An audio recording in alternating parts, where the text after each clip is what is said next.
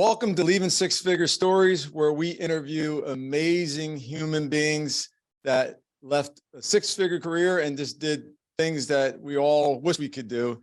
And this interview is one that I've been waiting for. Luckily, I got a chance to meet Keith at a prior Zoom meeting, and that was about wealth building. So I think today we can kind of maybe bring both worlds together, but I'm hoping we do. And I just want to welcome Keith James to the call. How you doing, my friend? I'm doing well. I'm doing well. Thank you so much for having me, John.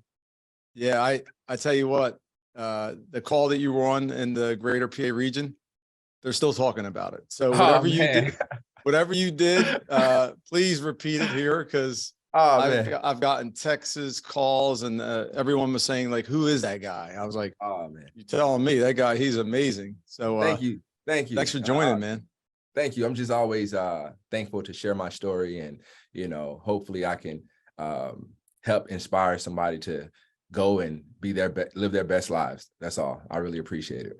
Well, I was messing with you before we started, and I said, we want to try to show the beginning, because right now it looks fun, like for both of us, right? If you've seen the journey now, it looks fun, but it wasn't so fun, on the journey and in the middle of it. So that's what I hope we come across today.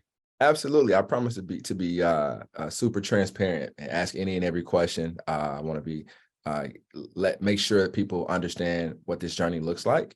And for anyone who's looking to kind of step out on faith and, be dual career, they kind of understand what it takes to do so.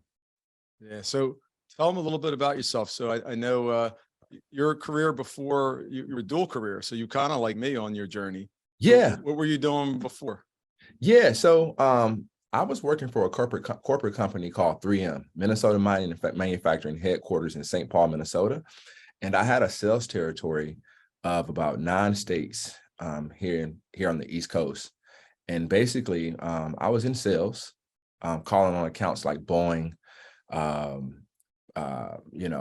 Procter & Gamble, Northrop Grumman, just making sure I was going in there to make sure their processes were efficient and lean with using our products. I got that job, and just to take it a little further back, I attended Tuskegee University. Shout out to all the HBCUs out there. And they recruited me from college. Now, John, I was the guy in college that was like, hey, I'm not going into corporate America. I'm going to be an entrepreneur. But I didn't know you needed capital to do so. Needed reserves. Forgot about that one, right? Yeah, forgot about that one. And so, I ended up in corporate, doing very well.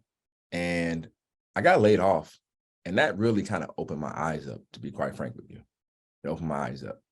And it allowed me to look at different opportunities. And I know I wanted to buy real estate. I had a mentor who bought real estate. And he said, Keith, this is what you should be doing. This is what you should be doing. This is how you build wealth, right? And my SMART goal was to make sure every property I bought, that it equaled up to that rental income was the same as my corporate income monthly. So that was kind of my SMART goal. So for those who don't know, SMART goals, right? Specific, measurable, achievable, repeatable, and timely, right? Am I right by? Absolutely. You got the same definition. All right, good. Absolutely. Absolutely. And that was very helpful for me. So you start off, it's starting to be eerily similar to me, is you start off where you got into investing before you got into the sales part of it. Yeah, I bought my first property. Oh my God, I stepped out on faith at the age of 23 and bought my first investment property, which is very scary. So was that even before you purchased your primary? Before I even purchased my primary. Wow, very similar to me. See, yeah. Actually, you were younger than me. I think I did mine when I was 27. Wow. Yeah, I was. That was a process right there. So what I'm just curious now, you got me on this topic now, and I can't get off of it for some reason. What did you actually end up buying first, and how'd you get the money? Yeah, so I bought in the neighborhood I grew up in. I'm from a small town of Columbus, Mississippi, right? And not many of my friends were buying real estate or even talking about real estate.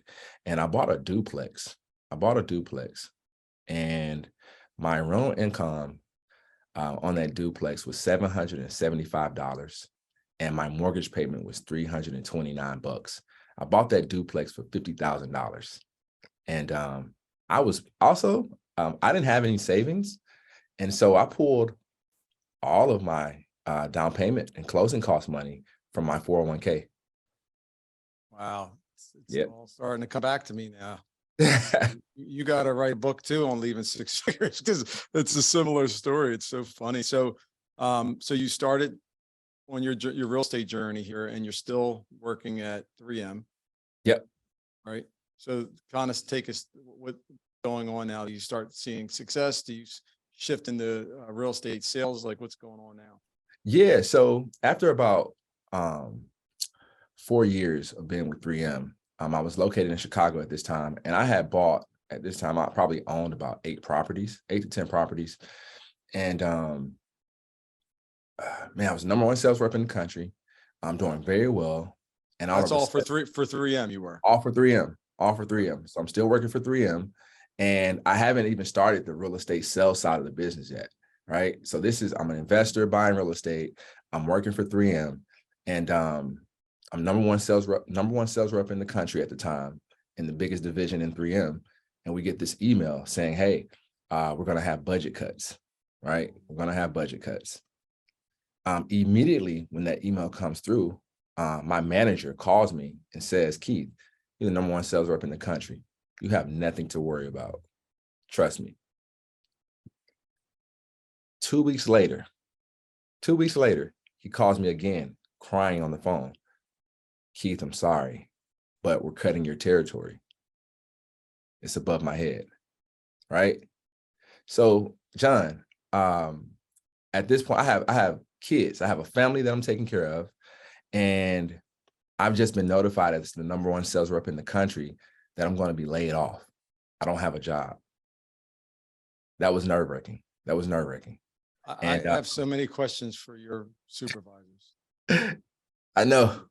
Yeah. That Like, changed my perspective. wouldn't they shift you to another like region or territory? You would think. Well, this is how God works. That's actually what happened. So they laid me off, and then they called me back. I had to go interview for another territory, right? As the number 1 sales rep in the country. As the number 1 sales rep in the country. Wow. You want to talk about a humbling experience? I had won every award you could possibly win that year, right?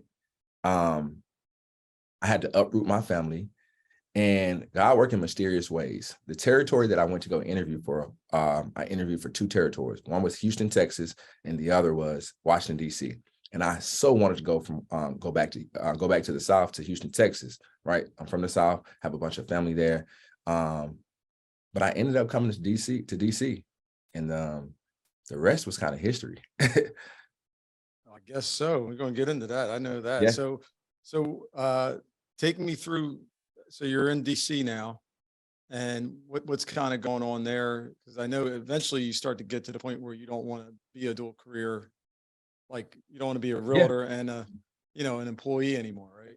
Correct. So I get to DC, and I meet this guy by the name of Ryan Butler, who's my now business partner. I know that name now. I'm sorry. Know that name, right? Something rings a bell now. Okay. Yeah.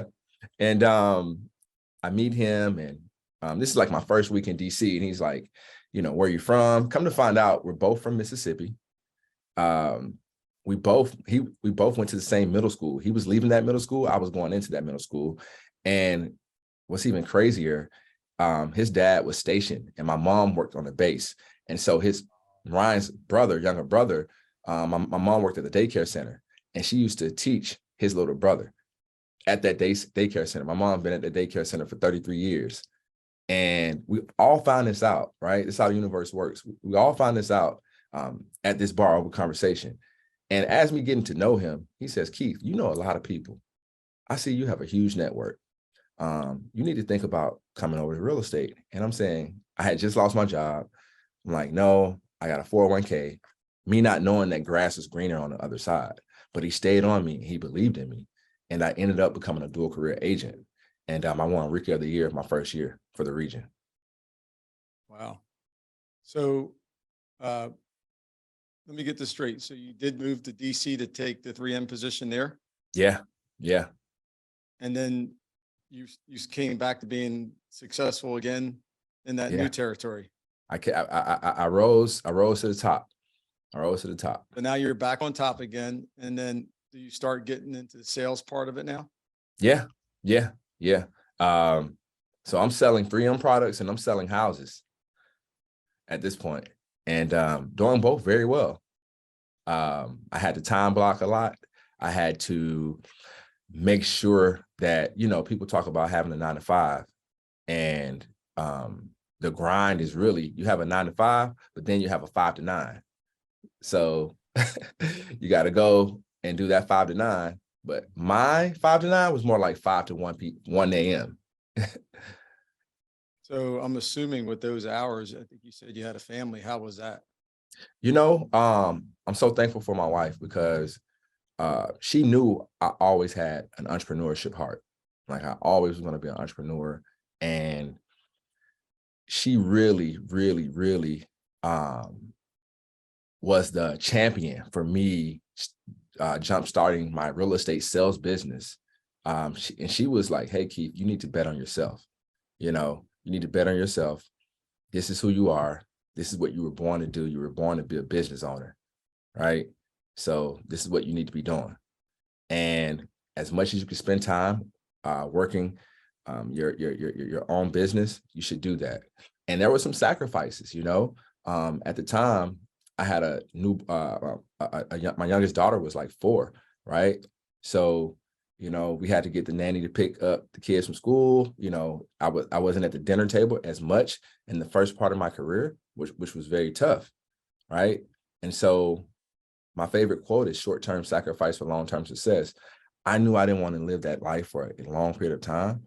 So I had to, you know, eventually my business took off so much to where I had to eventually leave that corporate job and get some structure and leverage behind my real estate sales business. I like that short-term sacrifice for long-term success. And it seems like the same conversation I had with my wife when I started to launch Keller Williams. Yeah. First market center was the same thing. I said, the next 6 months, you may not see much of me, but we're going to be okay after that. You know, We're going to be okay. very similar dialogue that you had to have. And it looked like it worked out for both of us. Yeah. So what was the moment at 3M that you started to say, was it a gradual thing, or was it like, boom, I'm out. I'm done with this career or this path here? Absolutely. It was gradual. And then it was a lot had got built up to where I was like, this isn't for me anymore. I wasn't fulfilled. You know, I'm a very passionate person, right?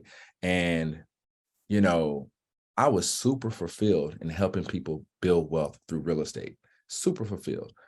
And so just imagine going to the closing table, right, at 10 a.m. in the morning, and then you're going to meet an account to talk about 3M products, you know, and you closing that deal. That feeling just wasn't there for me anymore. And I was thankful for what I had learned from 3M because they did teach me a lot about sales, the sales cycle, learning your product and knowing your product, knowing key decision makers, which helped me tremendously in my real estate sales business. But, you know, it was just at one point I was like, hey, and before I left, I had 4 interviews to move back to St. Paul, Minnesota to work in corporate headquarters. And I couldn't do it. It wasn't for me anymore. I wasn't fulfilled.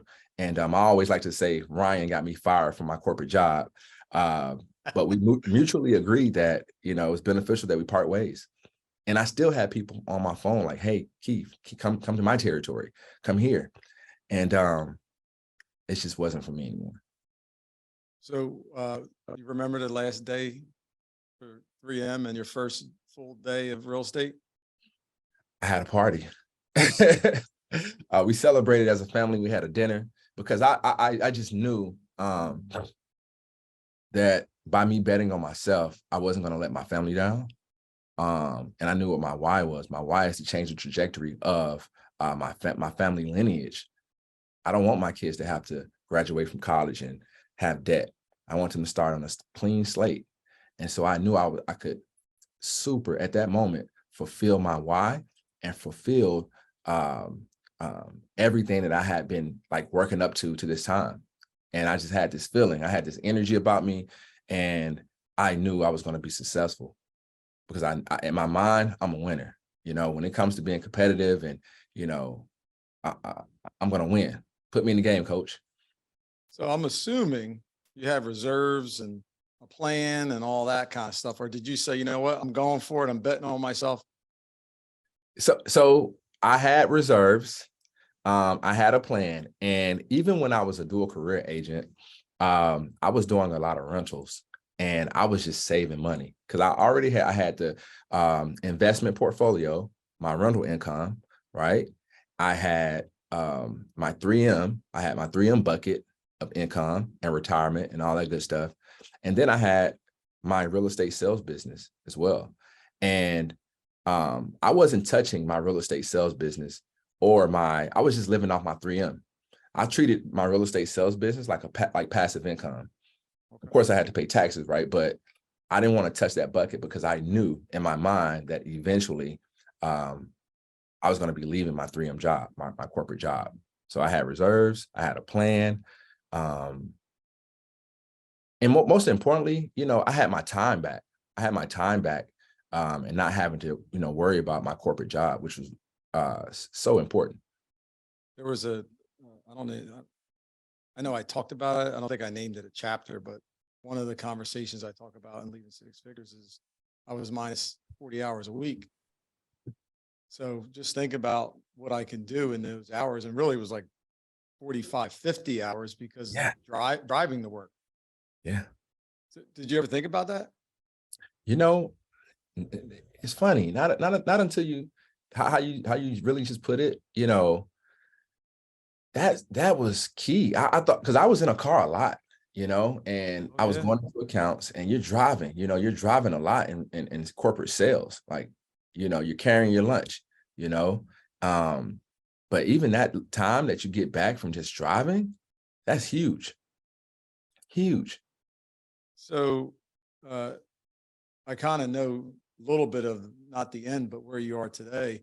So you were a single agent, and then I know there's this big giant, one of the best teams in Keller Williams formed sometime there. So tell us about the single agent and when you partnered with those two incredible partners that you got.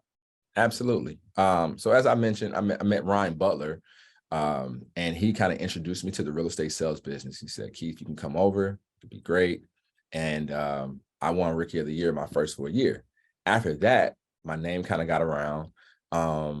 And Ryan introduced me to Harrison Beecher. Now, we all had similar businesses because Harrison brought Ryan into the business and Ryan brought me into the business. So we would sit on panels and talk about our businesses.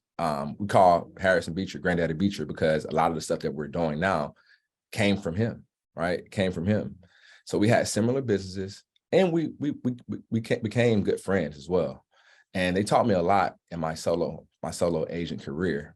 And from an event-based business, having a sphere-based business, how to, you know, lean on your database, call your past clients and things of that nature. And so around 2018, we asked each other, like, what would it look like for us to come together? When you're trying to create something bigger than yourself, you can't do it alone, right? And prior preparation prevents poor performance. We didn't know that COVID was going to hit, you know, 2020. We didn't know that. And when we decided to come together, I mean, we planned for like 5 months, right? And it just was super organic. It blended perfectly. And it just made sense. And we decided to come up with the Coalition Properties Group, and we launched March 2019, right before that family reunion. Wow. I mean, literally right there. Yeah. And COVID hit when? Well, that was the year after. The year after. Wow. And we had cut expenses already. We were getting prepared. We didn't know it was coming, but like we were already in place, you know, cutting expenses, sharing expenses. combining our businesses. And one thing I think that was cool, and I'm thankful for Ryan for this, he's such a visionary. Towards like the end of the third quarter of 2018, we were kind of looking at the back end operations on how our business would look if it were together. So we had the same transaction coordinator, we had the same listing manager to just make sure the implementation was right for when we skyrocketed. So you all were single agents, then you shared services as single agents, and then you partnered. And then we partnered. It's brilliant. Yep. Brilliant. Partner. And we did it, you know, very well. I think we were prepared. I think we followed the model as well.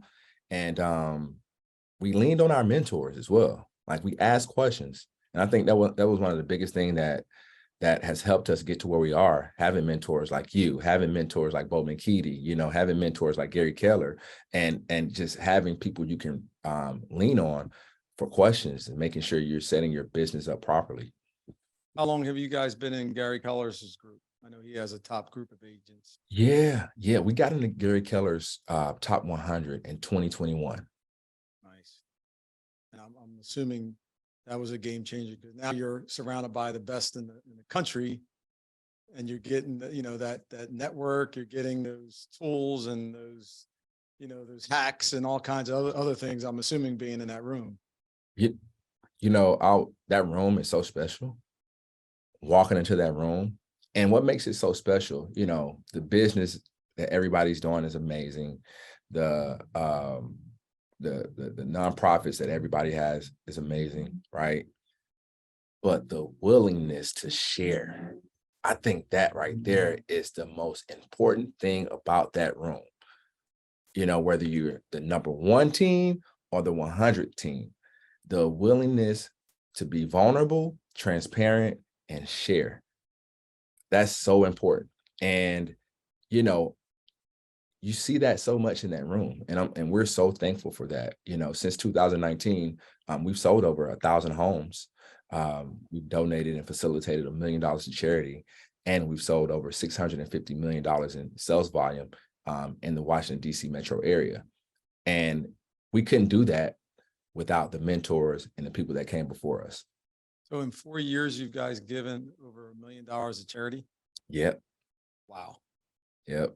It's amazing. We could stop the interview now. I mean, that's it. Game over. Thanks, Wow. man. Thanks. And the other part that you and I talked about on the wealth building part of it was, not only are you doing the sales part, but you and your team, and I think individually too, but I know you started syndications and doing bigger projects, and you're bringing in other people from out in your community and letting them get inside of real estate investing. Can you talk a little bit about that? Absolutely. What we looked at was a lot of people always talking about gross commission income, right? GCI. That's a cool word within the real estate industry.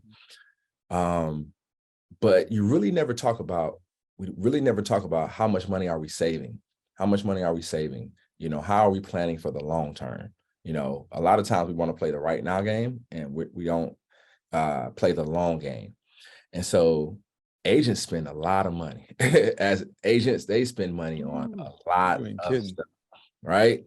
And so when you're looking at P&L statements and you're in a negative, how can we create something where agents can come in and invest for the long game and create and collect mailbox money, but also have taxable benefits through doing so? And so we believe in Coalition Properties, we believe in group economics. And we created this syndication fund, and we mainly created, the first one we created for agents to be able to come in and invest and play the long game, right? And so we bought a 68 unit building in Augusta, Georgia, and majority of that fund is funded through real estate agents that have come into that fund. Wow. And is that something that you guys do outside of syndications too? Meaning you invest in stuff individually, or do you do everything together? Like, how's it? Are you still own all them homes in Mississippi and those rentals? Yeah, so I sold the Mississippi portfolio, and I have my own separate portfolio.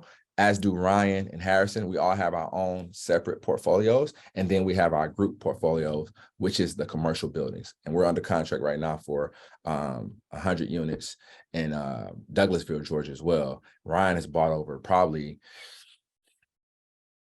he's bought over probably around 250 units in the last year and a half, right? And so we invest together. We have our own, 1 to 4 unit portfolio as well separately. And what's also cool is our team is able to come in. Our agents are able to come in and invest as well. So all this started from that one property, right? If you think about it, because I remember I talk about 5 Lawrence Court. I remember it was my first little $30,000 HUD home that I had. Yep. Borrowed money from my dad, that whole story. Absolutely. And then it leads to all these other things. So as you start to think about your journey, what are some of the, I guess, lessons you learned that you could share? Because obviously leaving a job is tough, right? You got you said you had family, Absolutely. you had to make sure you had money, you got the stresses of, is this the right thing to do? I worked hard to get where I am with 3M, and you're a top salesperson. So what's some of the advice you can give to the folks out there thinking about maybe leaving their job to do what you did or do what I did? Absolutely. I think number one, you have to get very, very granular with your goals. And you have to get very granular with your budget as well. You have to set a budget. You can't just like go out there and just, do it, right? It's not overnight. This was years and years. I had my first LLC when I was 17 years old, right? I was an entrepreneur back then, throwing parties in college, had a clothing line. And so this was years in the making, right? Understanding the P&L statement, understanding, sales and things of that nature. So by the time it was time for me to leave my corporate job, I was very granular with my number. I knew what I wanted to make. I knew what I needed to make. I knew how many deals I needed to close a month to be okay, right? And so you have to get very granular and be transparent with your budget. Because if you're not being transparent with your budget, you can have a lot of leaks in your buckets. You can have a lot of leaks, and you don't want leaks in your bucket at all. You said something earlier, and you said short-term sacrifices for long-term success. And it reminds me of, like, really, that's the journey. Yeah. You number one, you have to be willing to take this journey, have a plan.